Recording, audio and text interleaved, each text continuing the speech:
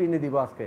তো এই মুহূর্তে একজন প্রশ্ন করেছিলেন ইউটিউবে খায়রুল ইসলাম ভাই যে স্যার পেঁপের বীজ থেকে, প্রথমে কথা বলি, পেঁপের বীজ থেকে চারা করবেন আপনারা লম্বা পেঁপে, যেগুলো লাউয়ের মতো লম্বা পেঁপে, এই লম্বা পেঁপেটাকে 3 ভাগ করবেন।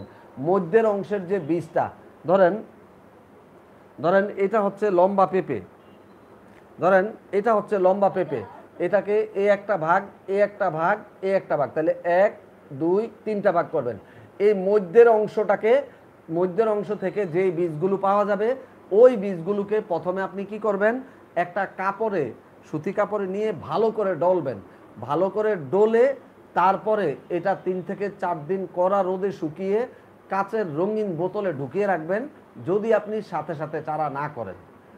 কাচের রঙিন বোতলে ঢুকিয়ে নিম পাতা 1 সপ্তাহ আগে কেটে রেখে শুকিয়ে নিম পাতার গুঁড়া দিয়ে বোতলটা ভরাট করে তারপর ভালো করে সিপি লাগিয়ে এই বীজকে আপনি 1 থেকে 2 বছর রেখে দিতে পারবেন।